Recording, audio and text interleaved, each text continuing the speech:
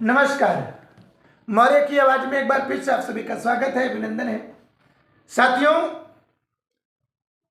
अभी 2024 का चुनाव आ रहा है और 2024 के चुनाव में हमें लगता है कि जिस तरह से हमारे एसटी एससी ओबीसी समाज की तैयारियां होनी चाहिए अभी तक नहीं हो पाई है। जो रणनीतियां होनी चाहिए वो अभी तक नहीं बन पाई है। तमाम मैं एसटी एससी ओबीसी समाज से कहना चाहता हूं कि जो भी अपने दल के लोग हैं, अपनी पार्टी के लोग हैं, अब कोशिश करो कि ज़्यादा से ज़्यादा उन्हें सपोर्ट करो, ज़्यादा से ज़्यादा उन तक आप पहुँचो। अगर वो आप तक नहीं पहुँचते हैं, आप उन तक पहुँचो।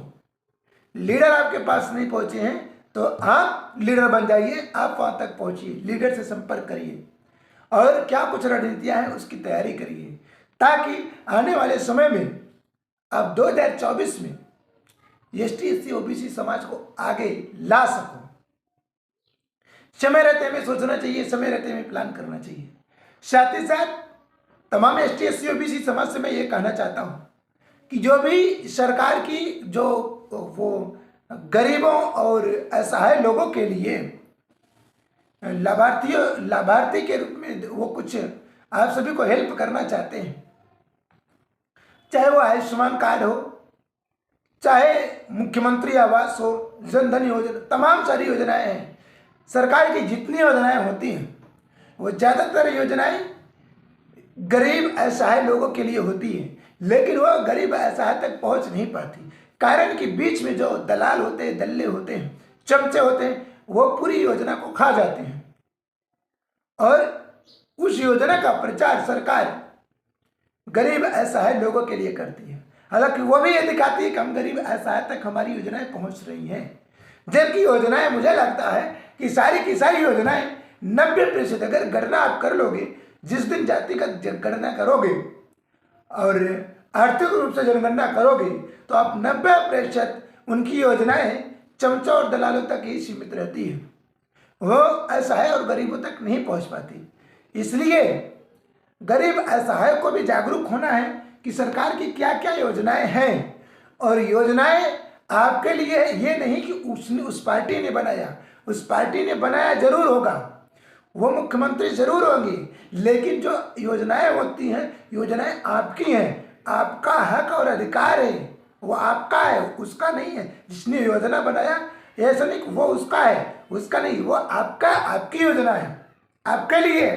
क्योंकि जो टैक्स होता है 90% 85% आपकी अगर जनसंख्या है तो टैक्स भी आपकी ही ज़्यादा जाती है। तो टैक्स जब आप देते हो तो आपके ही टैक्स से वो चलते हैं, वो भी आपके ही टैक्स चलते हैं। तो जितनी योजनाएं बनती हैं तो आपके टैक्स से बनती हैं। इसलिए सबसे पहला अगर किसी का हक अधिकार बनता है तो गरीब असहाय लोगों का ही बनता है, एसटी एससी ओबीसी समाज के लोगों का ही बनता है। जिसकी जितनी संख्या बारी उसकी उतनी हिस्सेदारी। तो जितनी आपकी संख्या है उतना ही आपकी हिस्सेदारी भी है, क्योंकि आप उतने ही हिस्सेदारी में टैक्स भी देते हो। साथियों, हमें जागरूक, मैंने कितने लोगों को देखा, भाई आयुष्मान कार्ड बनवा लो, नहीं, हमें आयुष्मान कार्ड की जरूरत नहीं है। आयुष्मान कार्ड बनाने के लिए कितना दौड़ना पड़ता है। तो इसलिए मैं समझता हूं दौड़ना तो पड़ता है, लेकिन आप एक बार दौड़ लीजिए, आप एक बार जागरूक हो जाइए, आपकी एक बार अपनी पहचान बना लीजिए, फिर आने वाली पीढ़ियां आपको या अन्य लोगों को दौड़ाना नहीं पड़ेगा। तो आने वाली पीढ़ी ना दौड़े, इसलिए हम लोगों को अभी दौड़ करके सरकारी जितनी भी योजना है उसकी जानकारी लें, उसको अपने अमल में लाएं और योजनाओं का हम लोग लाभ लें। साथियों, आप लोग जहाँ भी हैं, जैसे भी हैं, आप अपने गाँव में जनगणना करिए, अपनी जाति का जनगणना करिए। जितने भी लोग हमारे वीडियो को सुन रहे हैं सभी लोग अपनी जातिगत अपने अपने गांव की जनगणना करिए, और उसके बाद जनगणना में आप ये देखिए कि किनको क्या क्या सरकारी योजनाएं मिली है या नहीं मिली है, मिली है तो कैसे मिली है। भाई कहीं आप घूस दे के तो नहीं लिया गया है, अगर घूस दे के लिए भी है तो उसकी भी आप गणना करिए, घूस देने के बाद ही ये योजनाएं मिली। और जबकि आप अगर जिस दिन गणना करेंगे इस तरह से, आपको मैं दावे के साथ कहता हूं कि 90% लोग सरकारी योजनाओं से वंचित ही आपको मिलेंगे। तब आपको लगेगा कि सरकारी योजनाएं आनी चाहिए।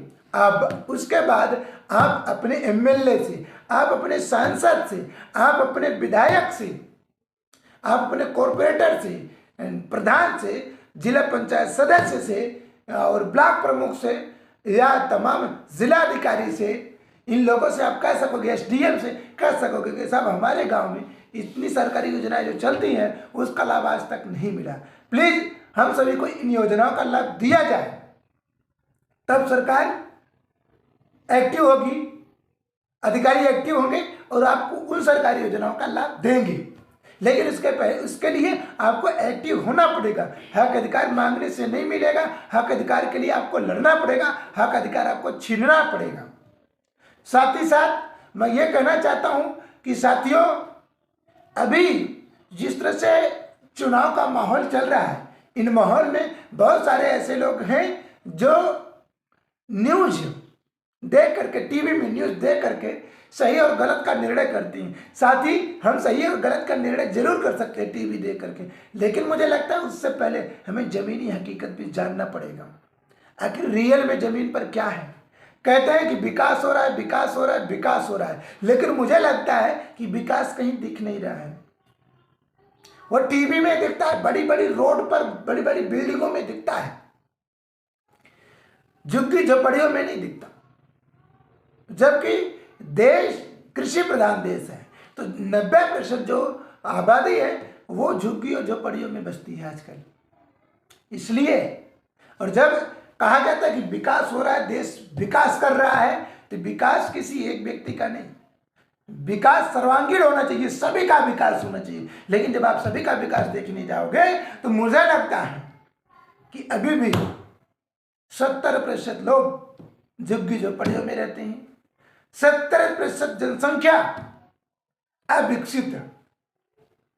तो साथियों, इसलिए हमें सभी को जागरूक करना है, सभी को संगठित करना है, और उसी की लड़ाई बहुजन महापुरुषों ने लड़ी, बराबरी की लड़ी कि सबको बराबरी का हक अधिकार मिले, सबको शिक्षा बराबरी का मिले, सबको रोजगार बराबरी का मिले।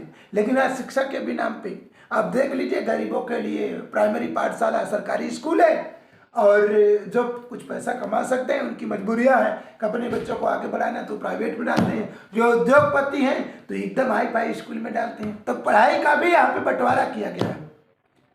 जबकि अगर उद्योगपति के घर के लोग प्राइमरी पाठशाला में पढ़ने लगे तो मुझे लगता है प्राइमरी पाठशाला भी प्राइवेट स्कूल जैसा एकदम सुदृढ़ और अच्छा हो जाएगा। इस बात की हमें आवाज़ उठानी पड़ेगी। हम बहुत सारे विषयों पर आवाज़ उठाने वाले हैं, बहुत सारे विषय आप सबके सामने लाएंगे। इसलिए आप सभी एकजुट हो जाइए, संगठित हो जाइए, और जिन साथियों ने अभी तक हमारे चैनल को नहीं सब्सक्राइब किया तो प्लीज़ चैनल को सब्सक्राइब कर लें, वीडियो को लाइक और कमेंट जरूर करें। कमेंट के माध्यम से आपकी क्या राय है, क्या विचारधाराएं हैं, क्या होना चाहिए, आप कमेंट बॉक्स में हमें ज़रूर बताएं। वीडियो को ज़्यादा से ज़्यादा लोगों तक शेयर करें ताकि लोगों को जागरूक किया जा सके, संगठित किया जा सके। फिर ऐसे ही किसी विषय के साथ मिलेंगे, तब तक के लिए नमस्कार। जय सम्राट, जय संविधान, जय भारत।